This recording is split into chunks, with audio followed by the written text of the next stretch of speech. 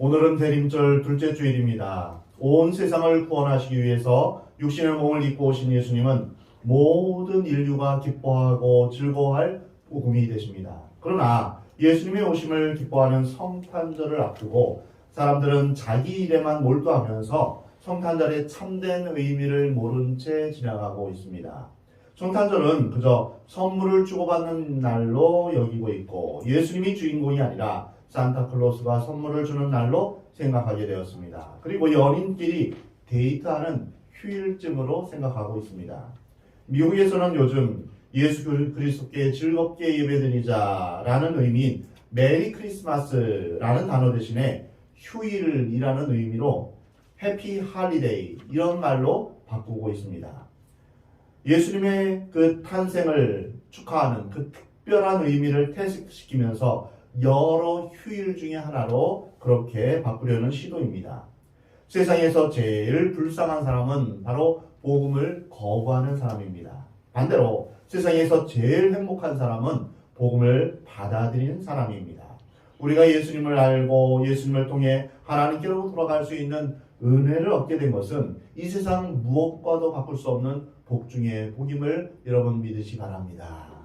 사랑하는 성도 여러분, 여러분은 하나님의 구원을 받은 행복한 사람임을 믿으시 바랍니다.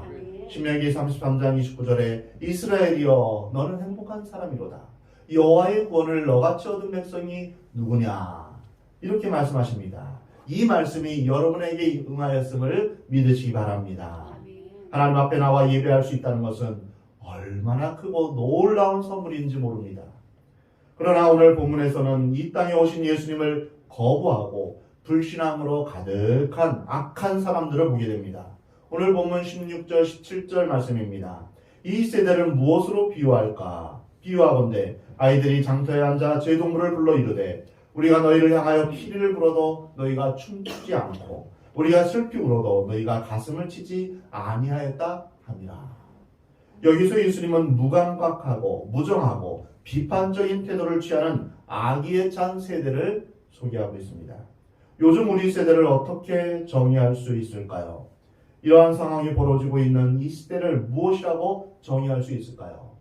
예수님은 그 당시 사람들의 시대정신, 시대의 조류, 시대 사상을 가리켜서 악하고 음란한 세대라 이렇게 정의하셨습니다. 대중은 무엇을 생각하며 지도층은 무엇을 생각하고 있는가? 이것이 그 시대를 대표하는 것입니다. 표현해 주는 것입니다. 지금의 우리의 시대는 예수님의 이 책망에서 자유로울 수 있을까요? 악하고 음란한 세대라고 책망하시는 이 책망이 우리 세대에는 과연 없을까요? 과연 우리가 사는 이 세대 가운데서 하나님을 찾고 하나님을 향한 뜨거운 사랑을 품고 또한 형제와 이웃을 사랑하며 거룩함을 향한 뜨거운 열망을 가진 믿음의 사람들을 얼마나 찾을 수 있겠습니까? 예수님은 그 당시의 상황을 비유로 설명해 주셨는데요. 이 비유를 우리가 관심 있게 들어야 하는 이유는 예수님 당시의 유대인들의 모습이 바로 우리의 모습과 별반 다르지 않다는 것입니다. 예수님 당시 유대의 어린아이들은 부모를 따라 시장에 가서 부모가 물건을 사고 팔고 사람을 만나는 동안 장터에서 모여서 놀이를 했습니다. 우리도 어린 시절에 부모 역할도 하고 병원놀이도 하면서 소꿉장난을 했죠. 이와 같이 유대인 아이들이 하던 놀이가 바로 장례식 놀이와 그리고 결혼식 놀이였습니다. 이런 것은 아이들에게 흔히 보이는 것입니다. 아이들은 이제 자기 나름대로 결혼식을 해봅니다. 신랑 역할을 하고 너 신부하고 이렇게 역할을 정하고 피리를 불고 춤추는 놀이를 그렇게 합니다. 또 장례식 놀이도 합니다. 아이고 아이고 하면서 가슴을 치면서 장례식 흉내를 내면서 노는 놀이입니다. 인생의 가장 중요한 두 사건이 바로 결혼식과 장례식입니다. 참 상징적입니다. 결혼식을 어떻게 하며 장례식을 어떻게 하느냐가 우리의 인생을 결정합니다. 가정은 하나님께서 만드신 제도입니다. 그러므로 결혼식은 하나님 앞에서 서약하며 하나님 앞에서 드리는 결혼 예식이어야 마땅합니다. 결혼식도 장례식도 하나님 앞에서 어떻게 치르느냐 이것이 중요합니다. 어린아이들이 장터에서 두 가지 놀이를 합니다. 그런데 연출이 마음에 들지 않거나 또는 배역이 마음에 들지 않으면 아이들은 불만을 가지게 됩니다. 피를 불어도 춤을 추지 않습니다. 이제부터 곡을 할 테니 너는 가슴을 치는 역할을 해라 해도 가슴을 치지 않습니다. 슬피 울어도 가슴을 치지 않습니다. 어떤 반응도 보이지 않는 것입니다. 무엇인가 불만이 있는 것입니다. 이것은 자기가 주인공이고 자기 마음대로 되어야 되는데 자기 마음대로 되지 않으니까 화가 난 상태입니다. 무엇을 말해도 그들은 하고 싶지 않고 또한 어떤 말도 귀담아 듣지 않는 것입니다. 바로 이 시대가 이것과 똑같다고 예수님이 말씀하고 있는 것입니다. 예수님은 이러한 어린아이의 놀이로 예를 들면서 18절 19절에 이렇게 말씀하십니다. 요한이 와서 먹지도 않고 마시지도 아니하며 그들이 말하기를 귀신이 들렸다 하더니 인자는 와서 먹고 마시며 말하기를 보라 먹기를 탐하고 포도주를 즐기는 사람이요 죄인과 세리의 친구로다 하니 지혜는 그 행한 일로 인하여 옳다함을 받느니라. 사람들은 먼저 세례 요한에게 화가 났습니다. 그래서 세례 요한을 비판하고 있는 것입니다. 요한은 마치 미친 사람과 같이 또 귀신 들린 사람과 같이 인간 사회와 격리가 되어서 인간의 즐거움도 스스로 물리치고 먹지도 않고 마시지도 않는다. 세례 요한은 하나님의 사람이 아니라 귀신 들린 사람이다 라고 이렇게 모함하는 것입니다. 사실 세례 요한은 광야에서 험한 음식을 먹으며 험한 옷을 입으며 금욕적인 생활을 했습니다. 먹지도 않고 마시지도 않는다. 이런 말은 바로 그의 경건한 생활에서 온 것입니다. 금식도 하며 또한 하나님 앞에서 경건하게 살고 있는 것입니다. 세례 요한은 기름진 음식을 배불리 먹지도 않았습니다. 석청과 메뚜기로 배를 채웠습니다. 그는 부드러운 옷을 입지도 않았습니다. 거친 낙타 털옷을 입고 동물의 가죽으로 띠를 띄었습니다.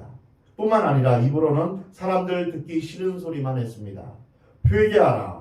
이 메시지에 사람들이 가슴을 찢고 회개해야 되는데 전혀 그런 반응을 보이지 않고 오히려 그를 귀신 들린 사람 취급하는 것입니다. 이런 세례 요한에 대해서 그들은 화가 나 있는 것입니다.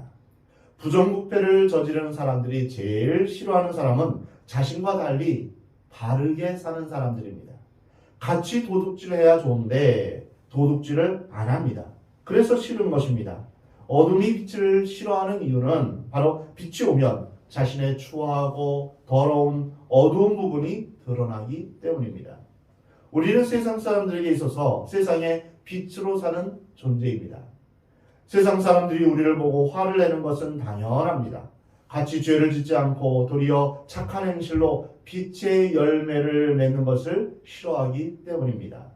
세례 요한은 그 시대 사람들이 싫어하는 사람이었습니다. 그런데 19절에서 그들이 같은 문제, 즉 먹는 문제로 예수님을 비판하고 있는 것을 보게 됩니다. 예수님은 세례 요한과 좀 다른데요. 세례 요한은 아주 금욕적인 생활을 했습니다.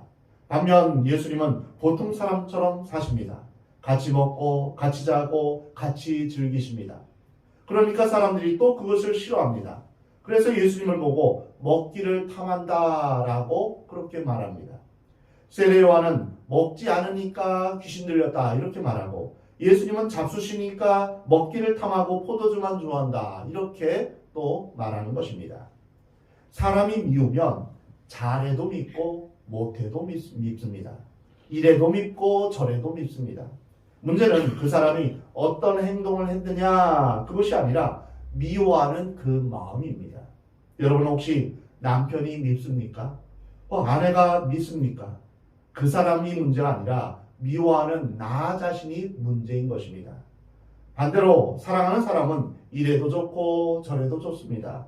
사랑하면 모든 것이 다 좋게 해석되고 모든 것이 다 좋게 받아들여지는 것입니다. 심지어 자기를 비판하고 욕해도 밉지가 않습니다. 손해를 끼쳐도 섭섭하게 느껴지지 않습니다. 왜냐하면 그 마음에 사랑하는 마음이 있기 때문입니다. 우리는 과연 어떻습니까? 상대방이 잘하고 못하고가 중요한 것이 아닙니다. 그 사람을 사랑하느냐 미워하느냐 그것이 중요합니다. 내 마음이 중요한 것입니다. 내가 하나님의 사랑으로 그를 긍휼히 여기는가 아니면 내 욕심 가운데 내 중심으로 그를 미워하는가입니다. 우리는 교회에 와서 주일을 하면서도 교회에서 봉사하면서도 미워하는 마음이 있을 수 있습니다. 그래서는 안 됩니다. 상대방이 잘하고 못하고 그것을 우리가 비판하거나 아니면 그것을 인해서 미워하지 말아야 됩니다. 내가 이만큼 하는데 상대방은 왜 이렇게 못하는가 하면서 상대방을 비난해서도 안 됩니다. 그래서 우리는 사랑하느냐 미워하느냐 이것이 문제입니다. 복음을 받아들이냐 거부하느냐 이것이 문제인 것입니다. 오늘 성경에 보면 그 시대 사람들은 마치 피리를 불어도 춤을 추지 않고 곡을 해도 가슴을 치지 않는 사람들처럼 온통 세례요한과 예수님에 대해서 화가 나 있는 상태입니다. 한 걸음 더 나아가서 그들은 예수님에 대해서 비판했습니다. 세리와 죄인의 친구라고 욕을 했습니다. 만나는 사람을 보면 예수님이 어떠한 사람이다 이렇게 예수님을 폄하한 것입니다. 예수님은 분명히 세리와 죄인의 친구였습니다. 그것이 나쁜 일입니까? 그것이 왜 비판받아야 할 일입니까? 예수님은 세리와 죄인들과 어울렸지만 같이 죄를 짓지는 않으셨습니다. 우리는 좋은 일인 줄 알면서도 비판이 두려워서 못하는 일이 혹시 있습니까? 양심에 옳은 일인 줄 알면서도 비판이 두려워서 못하는 일이 혹시 있습니까? 예수님은 지혜는 그 행한 일로 인하여 옳다함을 받느니라 라고 말씀하셨습니다. 그렇습니다. 최후의 심판은 심술궂고 뒤틀린 제멋대로 하는 비판이 아니라 사실의 근거에서 진리의 근거에서 나타나는 것입니다. 그 행한 일로 인하여서 옳다함을 인정받는 것입니다. 유대인들은 요한이 홀로 고립된 생활을 한다고 비판했지만 요한은 수백 년 동안 움직이지 못했던 사람들의 마음을 하나님께로 인도했습니다. 유대인들은 예수가 너무 지나치게 세속적인 생활을 하며 속된 사람들과 사귄다고 비난했지만 예수님은 사람들에게 새 생명을 주셨고 하나님께로 갈 수 있는 길을 열어놓으셨습니다. 불쌍한 사람은 비판받는 사람이 아니라 비판하는 사람입니다. 미움받는 사람보다 더 불쌍한 사람은 미워하는 사람입니다. 차라리 미움을 받거나 비판받는 사람은 행복한 사람입니다. 여러분 분노하거나 미워하는 사람의 얼굴을 보신 적이 있으십니까? 세상의 모든 악함과 또한 독함이 다 그 얼굴에 표현되어 있습니다. 금방이라도 살인할 것 같은 표정, 가장 나쁜 상상력과 의심을 가진 그 표정이 바로 분노하고 미워하는 사람들의 표정입니다. 이런 사람들에게 평화와 기쁨이 있겠습니까? 이런 사람들에게 소망과 은혜가 있겠습니까? 우리 마음에 사랑이 없으면 하나님이 계시지 않는 것입니다. 왜냐하면 하나님은 사랑이시라라고 말씀하셨는데요. 내 안에 사랑이 없으면 내 안에 하나님이 없는 것과 마찬가지입니다. 우리가 다른 어떤 소원보다도 내 안에 사랑이 충만하기를 기도해야 됩니다. 우리는 매일 매순간 주님 내 안에 사랑이 식어지지 않았나 우리 자신을 살펴보면서 주님 제 안에 사랑으로 충만케 하옵소서. 하나님의 사랑으로 사랑할 수 있게 해주십시오. 하나님의 사랑으로 이웃과 또한 배우자와 우리의 가족과 또한 형제를 사랑할 수 있는 마음 허락하여 주옵소서. 문제는 사랑이 없는 우리의 마음입니다. 만사가 밉고 신경이 날카로운 데다가 모든 것이 다 불만입니다. 복음을 거부하는 사람들의 모습입니다. 복음을 거부하는 한 시대의 모습입니다. 우리의 모든 편견과 고집과 비판하는 태도와 불신앙을 내려놓아야 합니다. 오늘 본문 20절에서 예수님에 대해서 불신앙의 태도를 가진 사람들의 모습을 보게 됩니다. 오늘 이 본문 20절 말씀입니다. 예수께서 권능을 가장 많이 행하신 고을들이 회개하지 아니하므로. 우리는 여기서 예수님의 기적과 권능을 가장 많이 받은 고을들이 역설적으로 불신앙적 태도를 보인다는 사실을 보게 됩니다. 삐뚤어지고 굳은 마음으로 구원의 기쁜 소식에 거역하며 어떤 반응도 보이지 않는 것입니다. 기적을 베풀어도 믿지 않고 보여주어도 믿지 않는 것, 이것이 바로 불신앙입니다. 불신앙은 냉랭한 무관심으로 표현됩니다. 불신앙은 악의에 찬 비난과 함께 거룩한 성도가 피해야 할 것 중에 하나입니다. 무관심한 마음으로 믿지 않는데 어찌 기적이 일어날 수 있겠습니까? 냉랭한 태도로 하나님에 대해서 어떤 기대도 하지 않는데 나에게 어떤 역사가 일어날 수 있겠습니까? 오늘날 세상 사람들이 기독교에 대해서 적대의식을 가지지 않을 수도 있습니다. 기독교를 파괴하려고 하지 않을 수도 있습니다.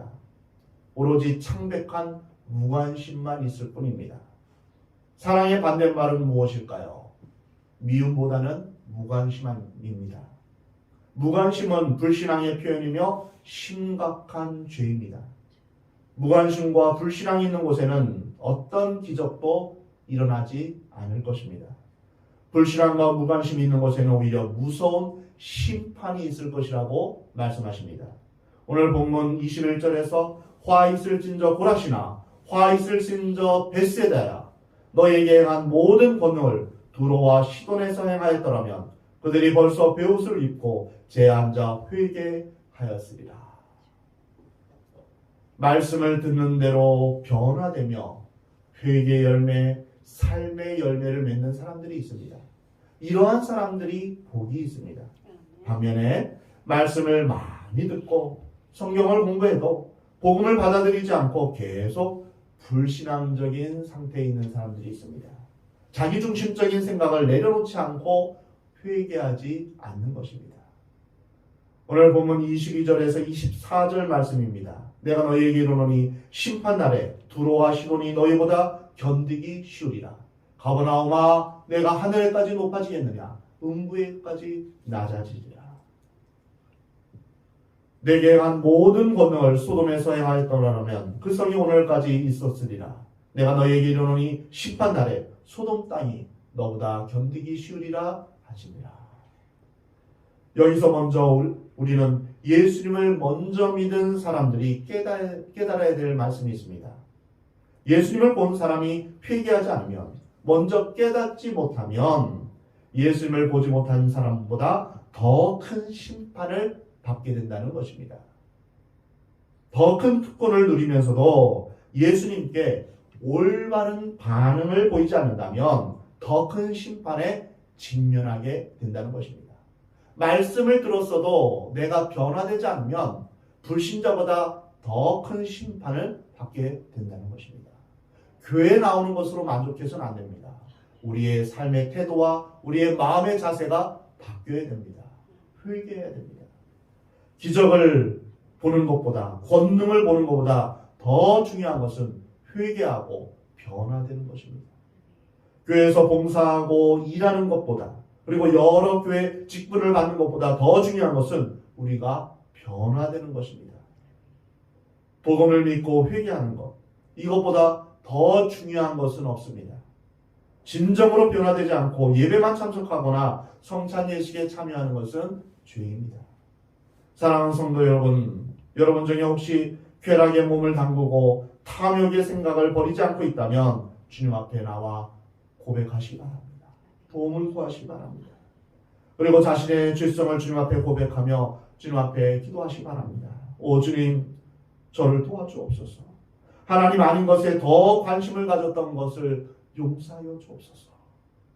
아직도 하나님을 전심으로 섬기지 않고 우상과 하나님을 동시에 섬기고 있지 않습니까? 하나님도 섬기고 조상신도 섬길 수는 없습니다. 재물을 섬기면서, 재물을 의지하면서 하나님을 전심으로 의지할 수는 없습니다. 세상의 것을 붙잡고 있으면서 동시에 천국에 갈 수는 없습니다. 여러분 가운데 혹시 마음속에 여전히 미움과 원망과 열등감과 우상숭배와 절망과 자기학대를 가지고 있습니까? 주님 앞에 나와 회개하고 주의 보혈로 깨끗함을 받으시길 바랍니다. 우리가 주의 음성에 겸손하게 반응하며 변화되기를 우리 주님은 원하십니다. 문제의 핵심은 메시지가 얼마나 좋느냐, 그것이 아니라 그 메시지에 우리가 어떻게 반응하느냐입니다. 자신의 죄를 인정하고 여러분의 삶을 주님 앞에 맡기시기 바랍니다. 내가 혹 하나님 안에서 변화되어야 될 부분이 무엇이 있는가 자신을 살펴보아야 하는 것입니다. 성탄절은 죄와 사망의 그늘에 앉아 있으면서 하나님께 갈 능력도 없고 소망이 없는 이 땅 사람들을 향한 하나님 나라의 잔치에 초대하는 초대장입니다. 하나님의 아들이신 예수님이 이 땅에 육신의 몸을 입고 오셔서 우리 대신 죽으시며 하나님과 우리 사이에 가로막혀 있던 모든 죄와 사망의 권세를 깨뜨리고 우리가 하나님 나라 잔치에 참여할 수 있는 길을 열어놓으신 것입니다. 예수님은 우리의 길과 진리와 생명이 되어주십니다. 다른 길은 없습니다. 누구든지 예수님을 믿기만 하면 하나님의 자녀가 되는 권세를 얻게 됩니다. 이것이 우리가 전할 복음입니다. 우리가 믿어야 할 복음입니다. 우리를 위해 천국잔치를 준비해 놓았는데 자기 일에 바쁘다고 거절하면 그 사람만 손해입니다. 마태복음 22장에서 천국은 마치 혼인잔치를 준비한 임금과 같다라고 말씀하십니다. 결혼식에 오라고 많은 사람들을 초대했지만 그들은 자기 일에 바빠서 자기 밭으로 가고 또한 자기 더러는 자기 사업하러 가며 어떤 사람은 시집가고 장가가는 것에 마음이 팔려서 임금의 혼인잔치에는 관심조차 두지 않습니다. 무관심합니다. 심지어는 소식을 전하는 종들을 모욕하고 잡아 죽이는 그런 만행을 저지르고 있었습니다. 이것은 또한 노아의 때와 같다고 말씀하십니다. 마태복음 24장에서 예수님은 노아의 때의 사람들은 먹고 마시며 시집가고 장가가는 것에만 관심이 있었다라고 기록되어 있습니다. 그때 있을 홍수 심판에는 관심이 없습니다. 깨닫지도 못했다고 합니다. 사람들은 자기의 문제에만 관심을 집중합니다. 먹고 마시고 시집가고 장가가는 것만 관심이 있어 합니다. 죄의 문제나 하나님 나라, 하나님의 뜻은 안중에도 없습니다. 이 땅에 오신 예수님에 대해서 기뻐하지 않습니다. 다시 오실 예수님을 기다리지도 않습니다. 자신의 죄를 슬퍼하지도 않습니다. 이것은 마치 오늘 본문에서 예수님이 비유로 말씀하신 잔치집에서 피를 불어도 춤을 추지 않는 불신앙의 세대를 말씀하고 있는 것입니다. 기쁜 일에도 아무 반응이 없고 슬픈 일에도 전혀 반응이 없는 것입니다. 성탄절이 다가오고 있습니다. 성탄절은 우리에게 있어서 온 인류가 들어야 할 가장 큰 기쁨의 소식입니다. 한편 하나님 편에서는 가장 슬픈 날입니다. 하나님의 입장에서 생각해 보니 얼마나 슬플까. 하나님의 사랑하는 독생자 예수를 이 땅에 보내야만 하는 그 아버지 하나님의 마음을 여러분 생각해 보셨습니까? 예수님이 이 땅에 오신 목적은 십자가에 죽기 위해서 오신 것입니다. 다시 말하면 죽기 위해 태어나신 것입니다. 그러나 많은 사람들은 성탄절을 기뻐하지도 않고 자신의 죄에 대해서 슬퍼하지도 않습니다. 그리고 이 성탄절을 대수롭지 않은 휴일 중에 하나라고 노는 날이라고 생각합니다. 그나마 이번 올해는 또 이제 일요일이어서 놀지도 못하겠네 이런 마음으로 또 보낼 수도 있겠죠. 잔치집에서 춤을 추지도 않고 장례식에서 슬퍼하지도 않는 무감각하고 냉랭한 세대, 자신의 일에만 몰두하는 이러한 세대가 바로 지금의 세대인 것입니다.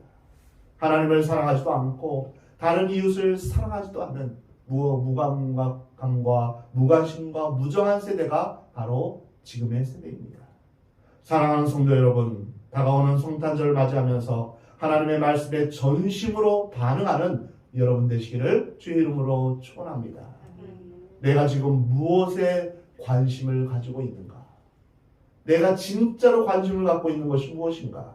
자신을 살펴보면서 이전에는 세상적이고 물질적이고 쾌락적인 것에 관심을 두었다면 이제는 하나님 나라를 생각하며 하나님의 진리를 깨달아 아는 것에 관심을 두고 주의 뜻을 행하는 것에 관심을 두는 여러분 되시기를 하나님은 원하십니다. 이 땅에 오신 예수 그리스도를 전심으로 예배하며 쉬지 말고 기도하라 주님께서 말씀하시면 말씀에 명하신 대로 진실되게 쉬지 않고 기도하는 여러분 되시기 바랍니다. 기도의 자리, 은혜의 자리에 나오는 것입니다. 내가 몸이 좀 힘들고 또한 불편하더라도 기도만큼은 내가 지켜야 된다 하면서 기도의 자리에 우리는 나와야 되는 것입니다.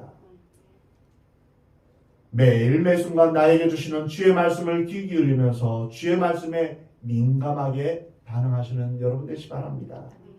오늘 나에게 하나님께서 기뻐하라 명령하시면 순종하는 마음으로 주 안에서 기뻐하겠습니다 하며 기쁨으로 살아가는 것입니다.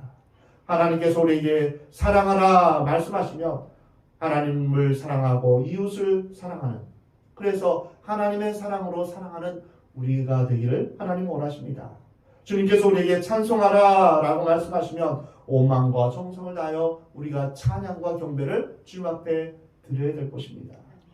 우리 주님께서 감사하라 말씀하시면 범사에 감사하는 여러분 되시기 바랍니다. 내 감정대로가 아니라 하나님의 명령에 순종해서 우리가 행하는 것입니다. 선을 베풀라 하시면 형제와 이웃의 어려움을 돌보는 여러분 되시기를 주의 이름으로 축원합니다.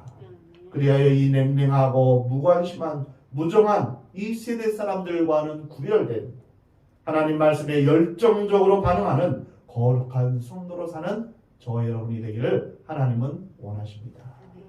성탄절을 앞두고 반드시 다시 오리라 약속하신 우리 주님을 기억하면서 다시 오실 예수님을 두렵고 떨림으로 늘 깨어 기다리며 또한 주의 말씀에 올바르게 반응하는 우리 모두가 되기를 우리 하나님은 원하십니다.